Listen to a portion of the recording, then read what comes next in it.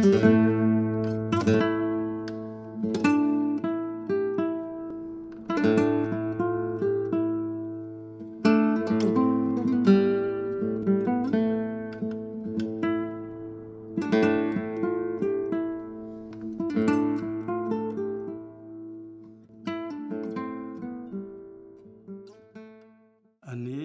יעקב יוספי, נולדתי באיראן 1930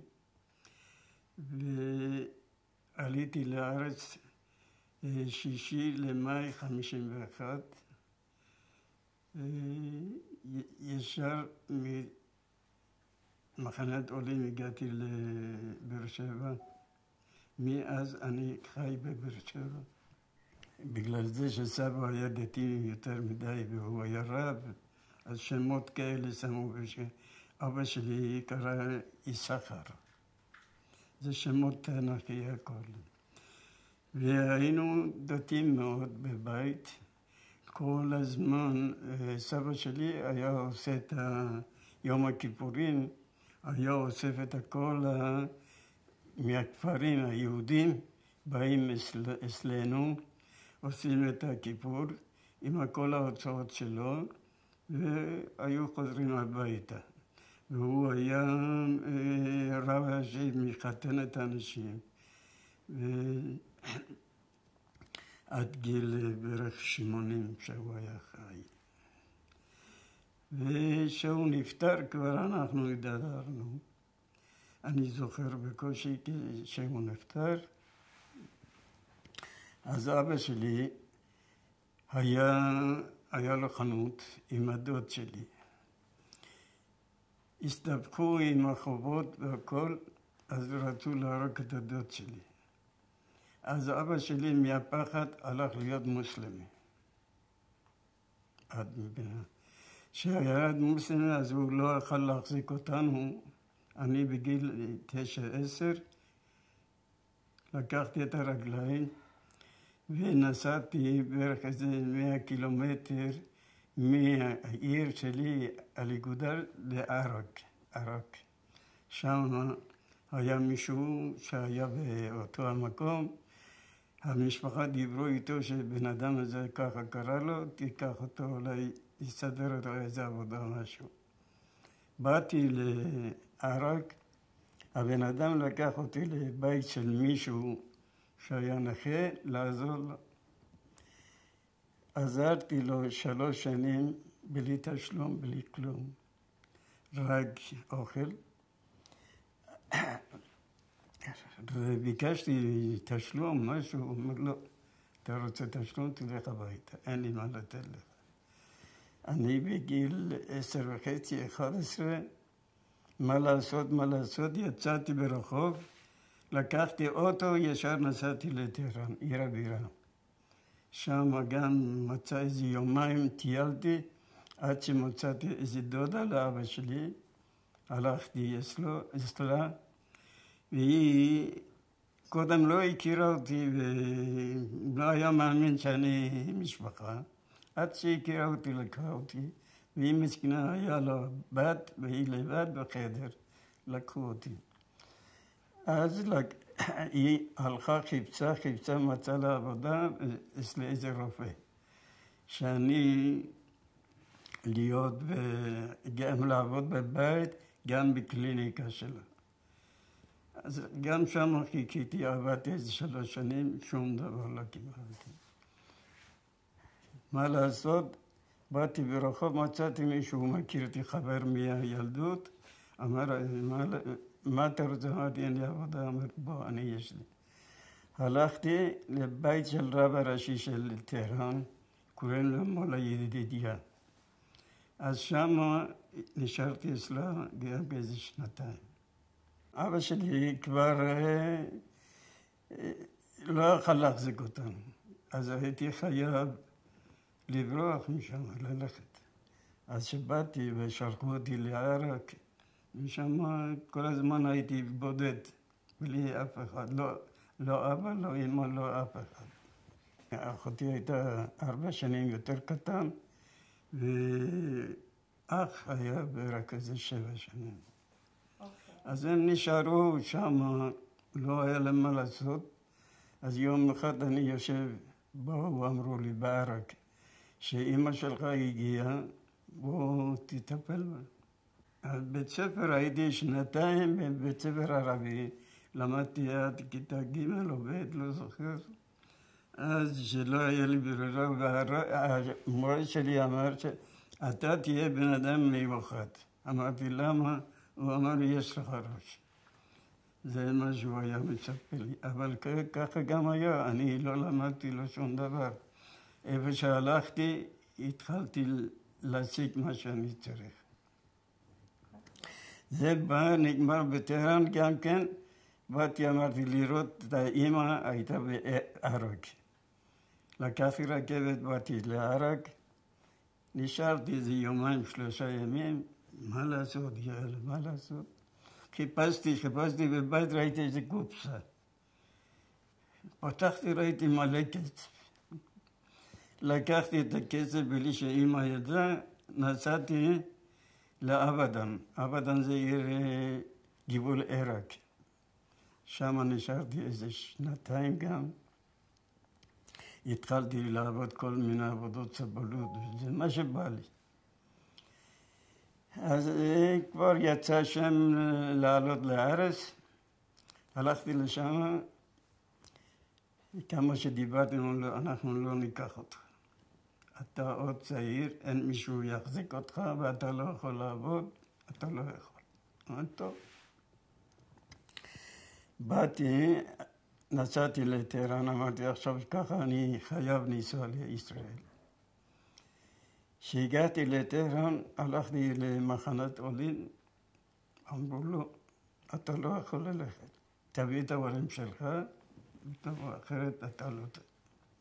טוב, באתי, התקשרתי לאמא, אמרתי, תבואו לטהרן, ואנחנו נסדר לכם שתיסעו בבת אחת. באתי גם שם, היה בעיות. לעיראקים וכורדים היה מותר להיכנס, לאלה שנולדו לפרץ, אסור להיכנס. מה לעשות, יאללה? עד שרציתי, מישהו אמר לי, תשמע, רושמים שמות, מי שרוצה לעבוד, התנדבות, ללמוד מקצוע, לעלות לארץ. טוב, הלכתי שם, באמת קיבלו אותי. נשארתי איזה 2 בערך, למדתי ועבדתי, ואז עלינו לארץ. מה למדת? נגרות. אבל זה לא עזר לי כלום.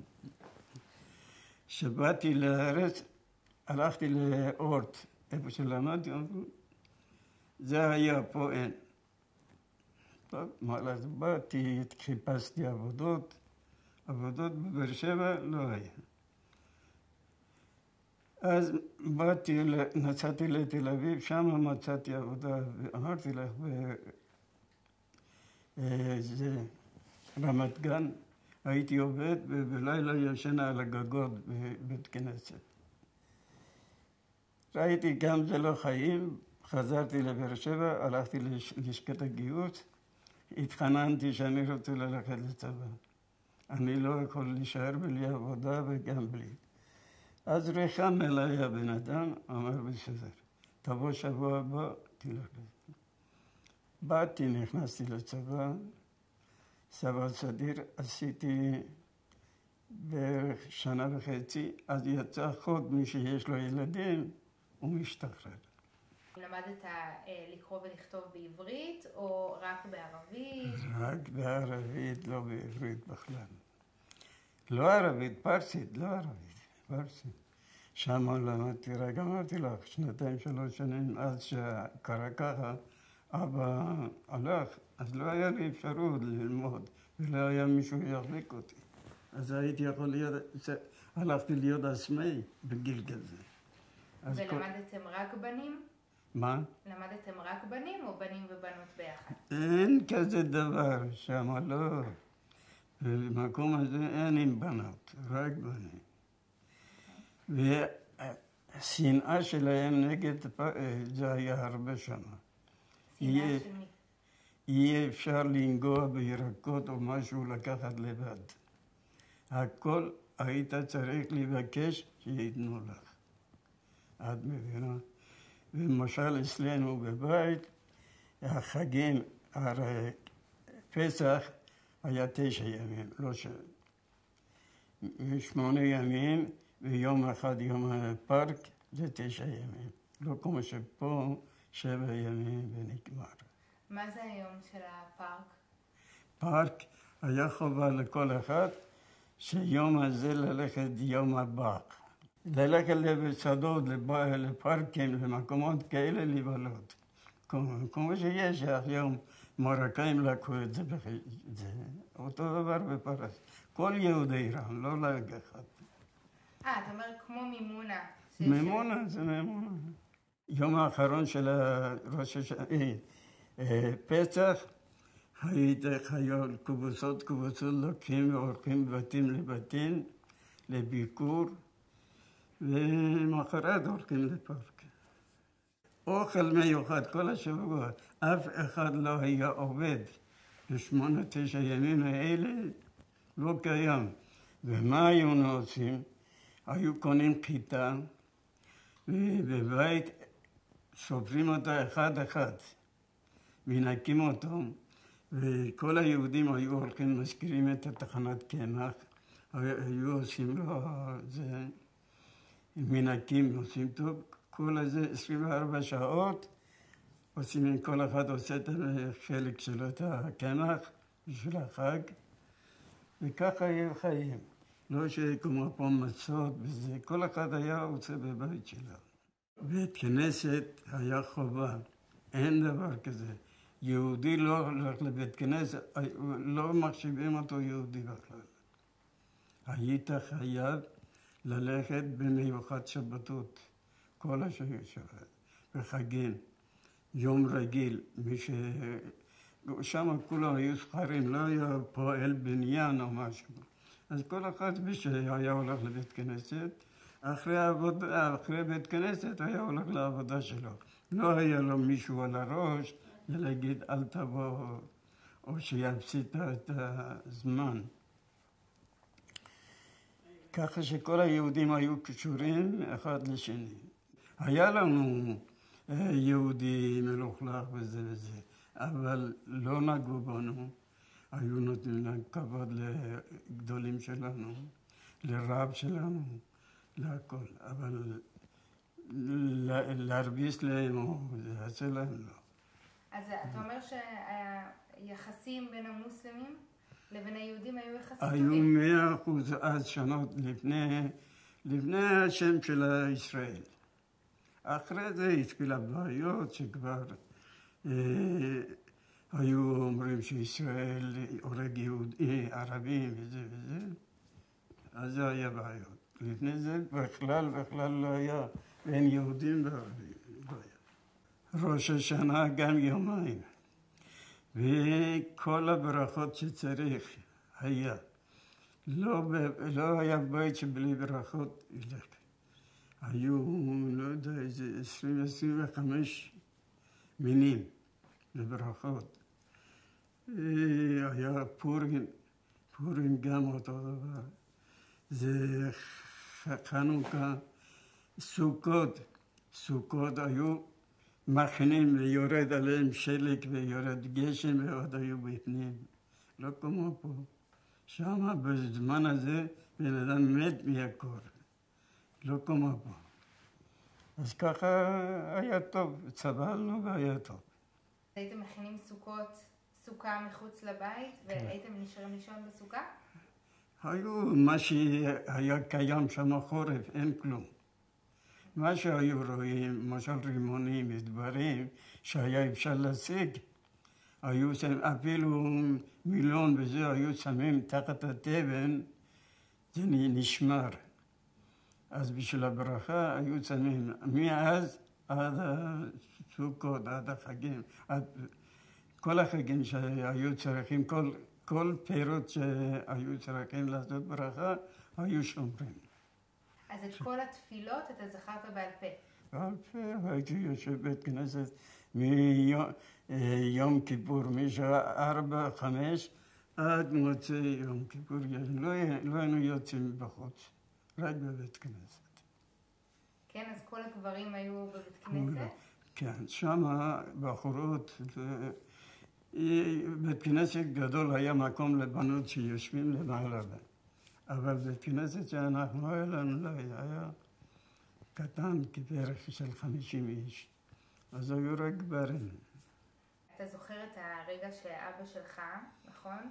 הוא פחד, הוא מסתבך, ואז הוא נאלץ להתאסלם.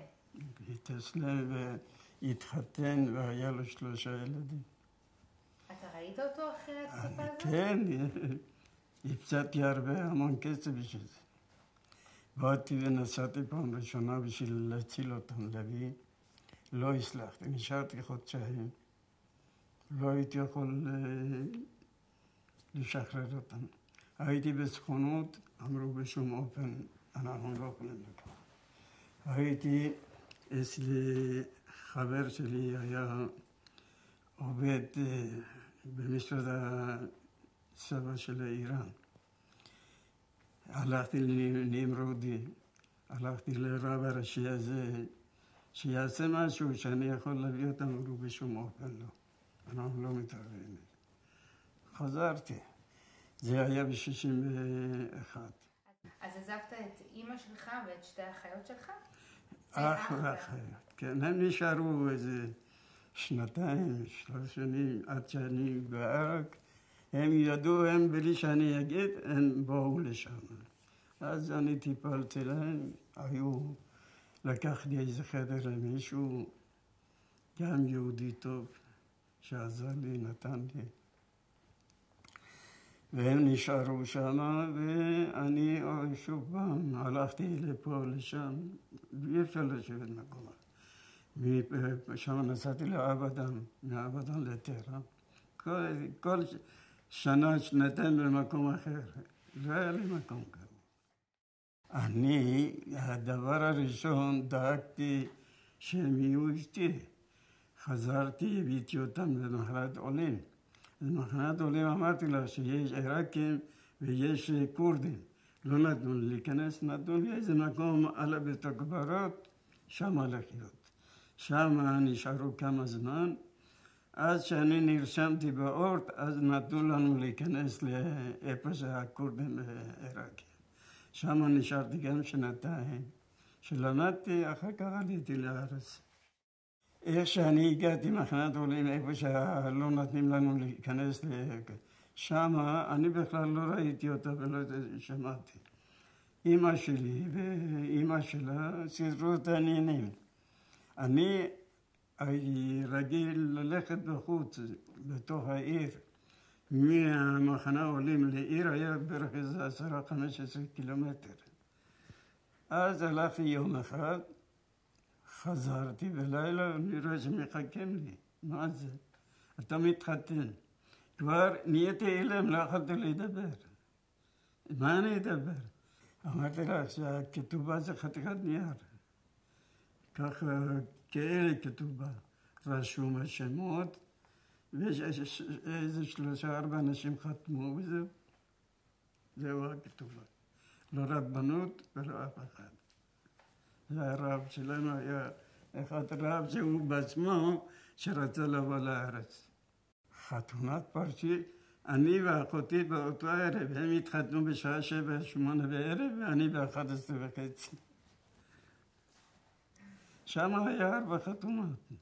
אנשים בלי להכיר אחד את השני, היו מתחתנים רק בשביל לבוא לארץ.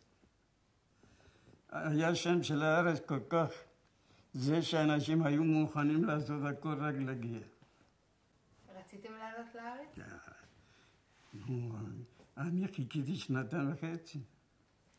למה רציתם לעלות לארץ? על השם שלו, ראינו את הדגל, כל השערות היה עומד, לא כמו עכשיו. השם של ישראל זה היה משהו. היום ישראל כל כך גדול שכל העולם מכירים אותו, אז לא היו מכירים אותו. אז מה חשבתם על ישראל? מה דמיינתם? לא, אמרו לנו, הרבה אנשים אמרו מדינה אין מה לאכול, מדינה ששדות, בלי עצים, בלי ירק, בלי כלום. אמרתי, מה שיהיה, אני רוצה להגיע. זהו. למה רציתם להגיע? למה? הדבר הראשון בשביל זה שאין לי מישהו שיעזור לי. דבר השני, להגיע למדינה שאני צריך. הגוף שלי נתן להרגיש שאני לא שייך לשם, רק להגיע לארץ. כשהגעתי, ברוך השם, עשיתי הכל. סבא סדירי עשיתי, מה שצריך עשיתי, עזרתי למדינה, בניתי. התגייסתי לצבא, נהייתי חייל אולני, ונפגעתי בצבא, אז שלחו אותי לנגב, לפיקוד דרום. פיקוד דרום גם לא היה לו מקום להחזיק אותי, שלח אותי לאוג'ל חפיר. שם גם נשארתי כמה זמן, אז שמשה דיין נבחר להיות שר הביטחון, רמטכ"ל, נתן הוראה שמי שיש לו מעל ילד, להשתחרר. אז היה בעיות עם המים, וזה, אז לקחו אותנו שם, ובלי שנדע, אפילו לא הייתי יכול, לא ירדתי כדור. אז שם נפגענו, וזהו. אני נפגעתי, והם לא יודעים מה קרה להם. הביאו אותי לבית חולים, ואני נשארתי חודש וחצי בבית חולים, וזהו. העבירו אותי אחר כך לפיקוד דרום, מפיקוד דרום לאוג'ל חפיר, שם גם כמה זמן ושחררו אותי. כשאני נפגעתי, באתי לבאר שבע, באר שבע לא היה להם תפקיד בשבילי, שלחו אותי לאוג'ל חפיר. שם היינו מיסרים אוכלים לחדר האוכל, הם גומרים ואנחנו היינו הולכים לאכול. השתחררת בשנת 52? כן. ואז מה עשית? מה עשיתי? הלכתי לעבוד בכבישים. כביש קורנו, את יודעת מה זה קורנו? מבאר שבע לסדום. אז לא היה לא כבישים, לא כלום. היו לוקחים אותנו איזה מקום בשם קורנוב. שם היה מקום לינה. ב5 בבוקר עד 5 בערב היינו עובדים, היינו באים ישנים שם, שוב פעם מחרת היינו הולכים לעבוד. ושמש החם הזה וזה הכל. בלי מים, בלי כלום. היו נותנים לנו ארוחות ממץ. מילואים יום כיפור, הנה, היה לי אוטו, אז גייסו אותי עם האוטו. בתור נהג לקחתי מכוניות מיפו עד 101. אחרי תעלה, לפני תעלה, פאית. כל המקומות האלה הייתי לוקח רכב, חוזר עם המטוס או עם האוטו שהיו מחזירים, חוזר. מלחמת יום הכיפורים, אמרתי לך שירדנו מהמדרגות, השכן שלי מסכן אמר לי, תראה יעקב, אני לא חוזר יותר. אמרתי, אל תדע מה אתה מדבר שטויות. כמה פעמים היינו עכשיו, כמה פעמים היה מצב אחר, והיינו הולכים, נשארים 10 ימים, 15 יום, משחררים אותנו. איזה בסיס שעזבו. שם ישנו בלילה, והיו הרבה מחבלים, הרבה חיילים. יושנים ואנחנו לא ידענו. בבוקר קמים והם כולם מרימים ידיים. אז הרימו ידיים ולקחו אותם והלכו. באנו למטבח, ראינו שבן אדם אוכל ונפל על האוכל. הרגו אותו על האוכל. איזה דברים שממש בן אדם משתגע עם מה שראינו. אחרי מחרת או אחרי יומיים הלכנו שפת היום. אמרו שיש מחבלים פה. אז חיפשנו פתאום אחד כמו, מה אני אגיד לו, 2 מטר קם. אז הוא אומר, תשמע, אני הייתי בקיבוץ, במושב, זה על יד קסלינה. אומר את השם, אני זוכר. שם נכנסתי, הרגתי ילדים, להרוג אותם. איך שרצה לראות מישהו ירה בו, הרג אותו, על המקום. הרבה דברים ראיתי במלכה. פעם באנו עוד דבר. נתנו לנו מכונית מלא ערבים, לקחת מקום למקום. אז הבן אדם הזה השתגע, אמר, אתם תרדו. ירדנו, אנחנו כאלה עוזרים להם, עוזר למפקד הזה. ירה, אחד ירד רצה לברוח, ירה בו, הרג אותו. הרבה דברים ראיתי במלחמה. פעם לקחו אותנו לוואדי סארה, שם עשו לנו אז אימון חטיבתי, שם עם אש חי. שם כמה חברים שלי נפגעו על ידי. אתה זוכר את הרגע שאמרו לכם לעלות למטוס? כן, בטח. אתה יכול לספר לי על זה? הביאו אותנו לשדה תעופה בסגר. למה? אני לא באתי עם עוצמות. אני באתי עם ליסיפצה. מאיפה באת? באתי עם ליסיפצה. אתה יודע מה זה ליסיפצה? ליסיפצה זה כמו דרכון, בן אדם שעובר את הגבולות, אסור לו לחזור לאותה מדינה. החתימו אותנו על דברים כאלה. היינו מקבלים מזון כל הזמן שהיינו שם. היה אחד בן אדם עשיר בשם אלגניאן. זה שהיה כל ההוצאות של המחנה, כמעט הוא היה נותן. תורן.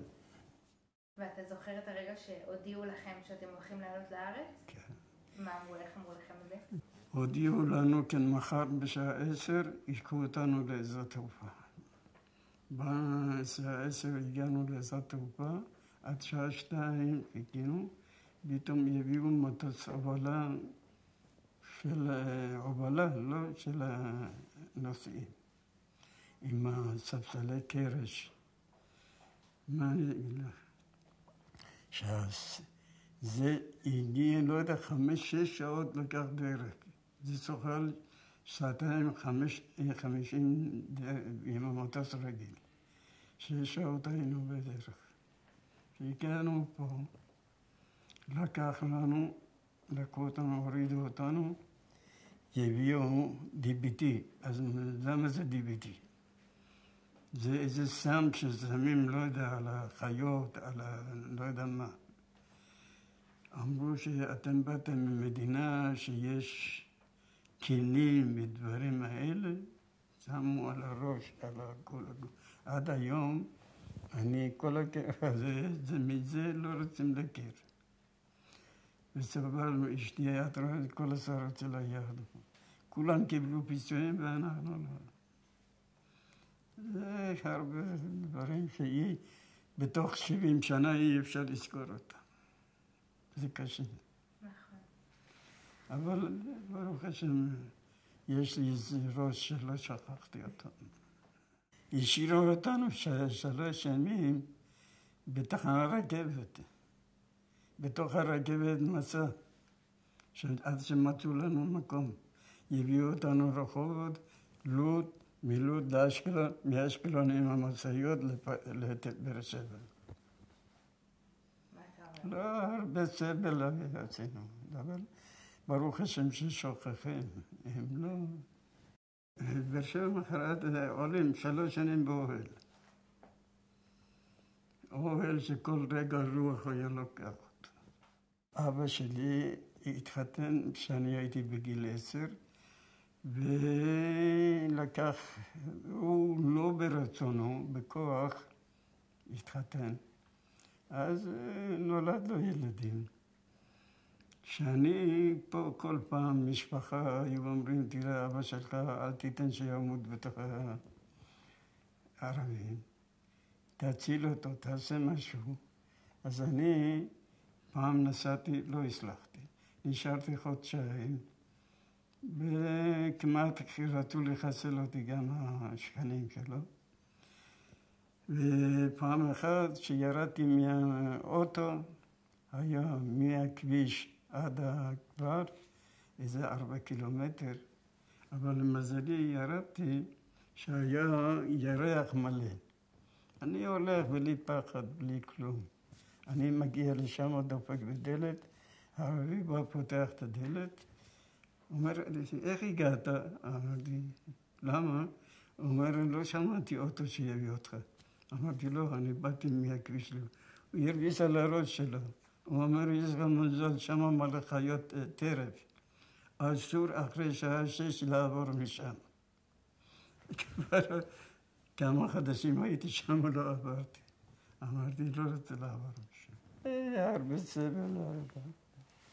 אני פעם ראשונה נסעתי במטרה להביא את ההורים מפרס, ולא הצלחתי, אף אחד לא עזר לי להביא אותם, לא סוכנות, לא אף אחד. וככה ידיים ריקות, אחרי חודשיים חזרתי בחזרה. זה נגמר אחרי 67, נסעתי פעם שנייה, במלחמת 6 הימים נסעתי מפה, נסעתי ליוון, לא נתנו לי ויזה. נסעתי לאיטליה, לא נתנו לי ויזה. נסעתי לגרמניה, לא נתנו לי. נסעתי לשוויצריה, שם קיבלתי ויזה לפרס. משם עם הרכבת הגעתי לטורקיה.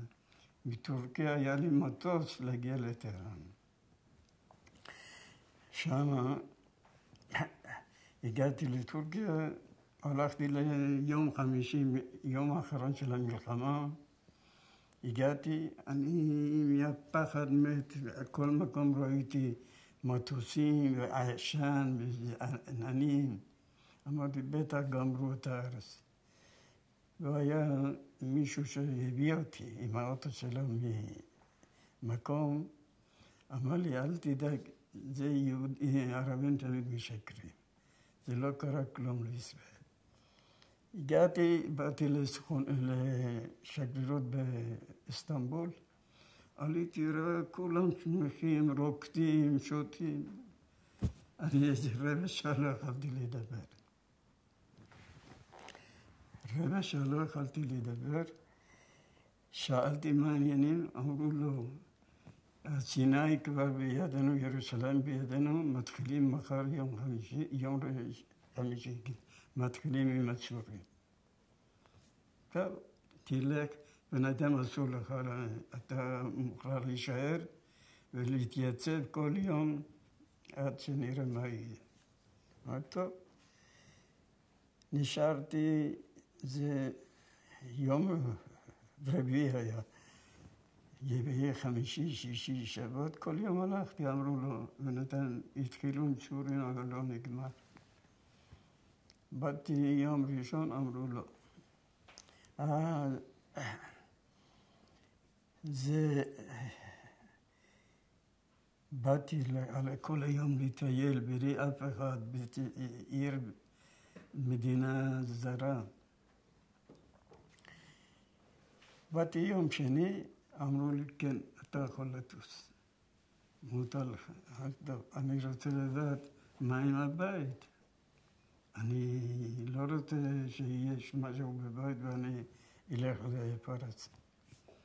אחד היה שם, איזה מרוקאי, אמר לי, תשמע, פה לא לשקטה, תלך לעיר, תצלצל. היה מישהו אחר שם, אמר לי, מה אתה בעיר, מי ייתן לו להתקשר? אמרתי, נשארתי, הלך לשגריר, השגריר הזה זיכרון ברכה, זה שהרגו אותו. וקרא לי, הלכתי בפנים, מה הבעיה? אמרתי, כן, אני עזבתי את הארץ לפני מלחמה, ואני צריך להגיע לפרץ להביא את ההורים. אז הוא אמר לי, טוב, אתה יודע מה, תלך, תחזור בשעה 4, תקבל תשובה. אמרתי, הלכתי וחזר בשעה 4, אמר כן, שלחנו מישהו בבית, אתה יכול להמשיך. אותה רגע לקחתי מטוס, נסעתי לפרס.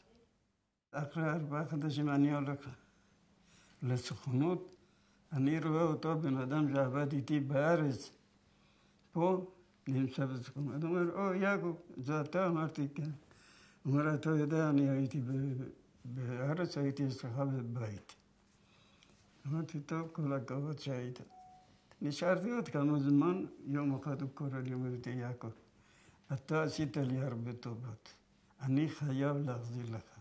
אמרתי, מה?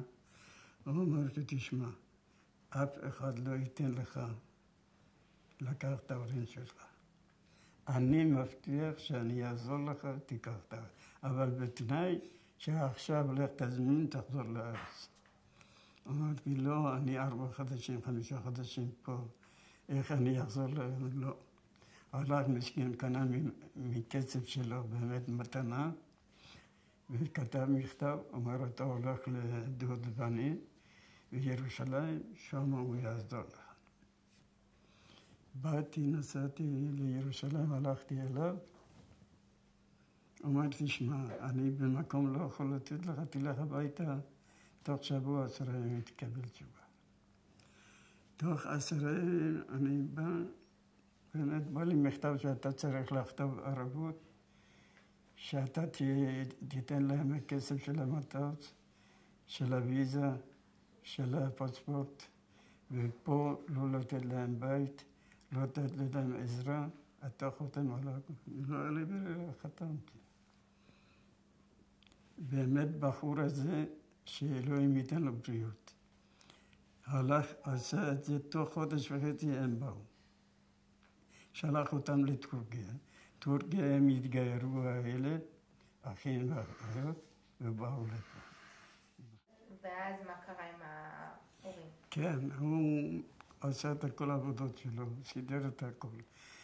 כשבאתי, הלכתי לסוכנות, נתתי את המכתב עם המתנה, אמרו לי, תוך 10 ימים, שבועיים, תקבל תשובה. אז שלחו לי מכתב שאתה תלך תחתום ערבות עם כאלה, שאתה לא תקבל סיוע, לא תקבל דיור ולא תקבל את זה.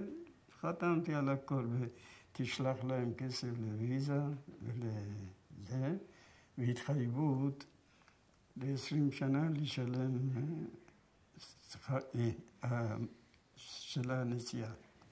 טוב, לא היה לי, באתי, הלכתי, מכרתי דברים של הבית, שלחתי להם 10,000, לא יודע, 5,000, לא זוכר. שלחתי להם, ובאו אחרי 1.5 חודשיים.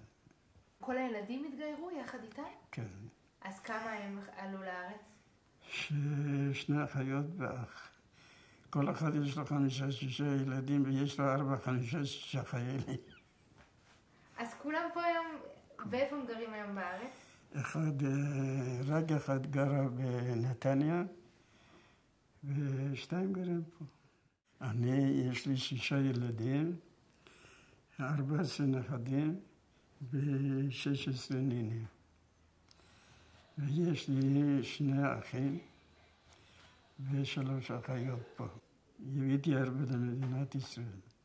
המון. כן. אבל מה, המדינת ישראל מזה לא מטפל באנשים. אנשים ממבוגרים, אין שום טיפול. אף אחד לא מעניין אותם מאנשים מבוגרים. אין להם כבוד. לא צריך להיות ככה למדינת ישראל. מדינת ישראל צריך לתת כבוד גם מבוגרים. יש לי פעמים שבן אדם, יש לו חתן או יש לו כלה, מבקשים ממנו, הילדים אני מתכוון, אז הוא הולך לעשות איתם. הוא לא חייב, אבל בדרך כלל יש לי את הכבוד הזה שבאים אליי. כל אחד מביא מה שהוא רוצה. וקודם כל אני לא מבסוט שמביאים, אבל שמביאים זה כבר כבוד שלהם. אז כל אחד יושבים, מברכים ואוכלים והולכים. אני לא דתי, אין כיפור שלא עושה, אין חגים שלא עושה, בשבתות לא נגיע, לא נוסע, אבל אני לא דתי. כדורגל, אני הייתי בגיל, לא יודע, 10, 9, 8, 7, לא זוכר.